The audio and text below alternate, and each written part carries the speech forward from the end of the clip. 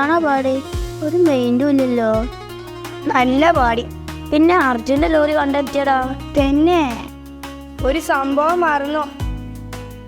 എൻ്റെ ഉപ്പാൻ്റെ ഫോണ് വണ്ടിയിൽ നിന്ന് പോലും പൊട്ടി.